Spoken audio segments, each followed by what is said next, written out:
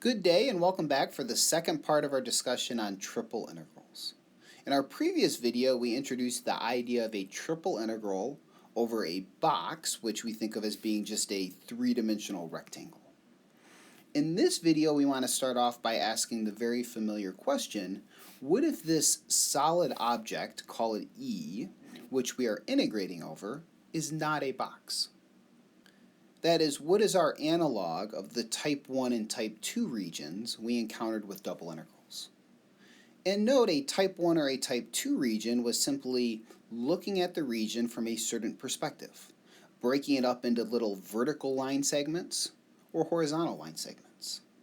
Well, the idea is going to be similar, but with the addition of having kind of three directions to work with.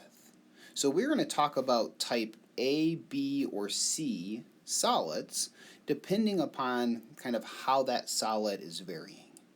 And similar to type 1 and type 2, I'm never going to ask you what type of solid we have. It's simply building up the intuition we can use to set up our limits of integration for triple integrals. So we're going to think of a type A solid as being a solid which is bounded in the z direction. So essentially something looking similar to what we have here as just a generic representation. So it's sitting above some region D in the xy plane, and it's all of the points between a lower surface, z equals u1 of xy, and an upper surface, z equals u2 of xy. And I've drawn something that just kind of looks like it's a cylinder to make it as simple as possible for us to visualize. In this case, the direction that the solid is varying, which here it's in the z direction, that's going to tell us our inside variable of integration. And we will always have an outside double integral and an inside single integral. So on the inside, we are going to be integrating the function f with respect to z. And then we're going to have an outside double integral over the region D that this solid sits above in that z direction. And how I visualize D is just kind of this idea of if I was to smash the solid down into the xy plane, D is what would result, kind of the shadow or the projection of that solid. In terms of our limits of integration, we approach this very similar to what we've seen with double integrals. We think if I start off with some point in D, how do those corresponding z values vary? Well, you vary from this lower surface, u1, until you hit the upper surface, u2. So our limits of integration on the inside will be u1 of xy, the smaller surface for z, up to u2 of xy.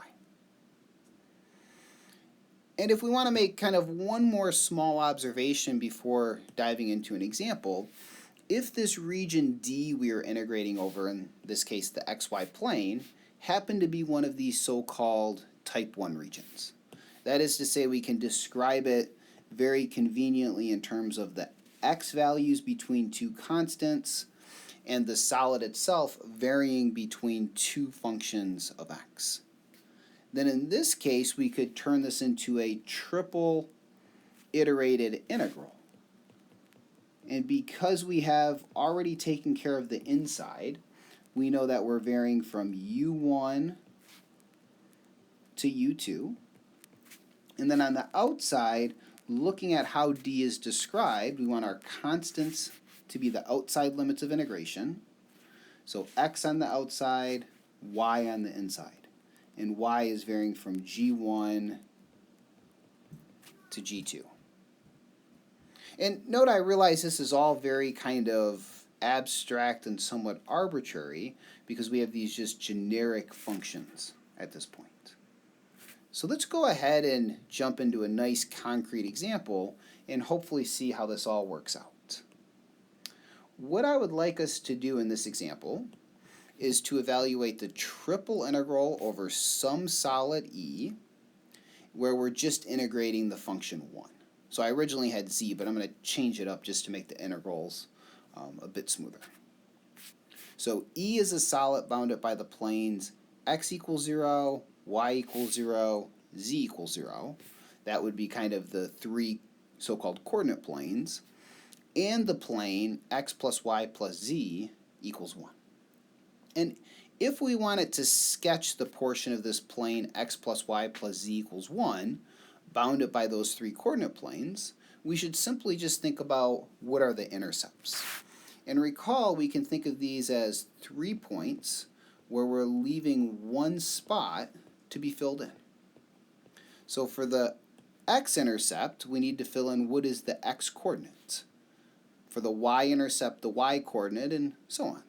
And in either of these three cases, we can very quickly, I think, see that the x-intercept is 1, 0, 0, 0, 1, 0 for y, 0, 0, 1 for z. So in terms of sketching this plane, it should hit the x, the y, and the z axes all at 1. And we can represent our plane as this triangular region. And note the portion in the first octant, which we've pictured, is the only portion that's going to bound a finite volume, or a solid E, that would be reasonable for us to integrate over. So this is going to be our solid of integration. So let's think about how we can set up our limits of integration. We're going to think of this as one of these type A regions that we've just introduced. That means there's an outside double integral, and then there is an inside single integral. And regardless of our solid of integration, this is the basic template I start with. I need to decide what variable is going on the inside and how do we vary in that direction. And in this case, I'm visualizing something which is varying in the z direction, though that is certainly not the only possibility, but it's kind of our starting point. So if we were to compact this down into the xy plane, we could think of this triangular region as being D.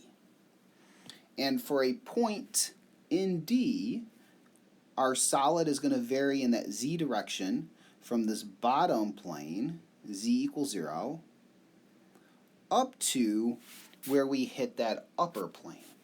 And note the equation of that upper plane, if we solve for z, is 1 minus x minus y.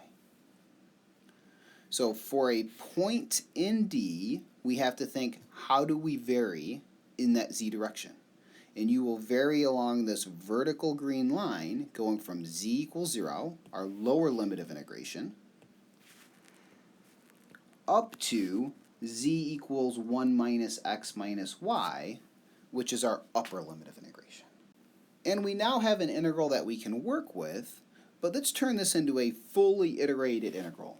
That is, let's get limits of integration for the outside double integral as well.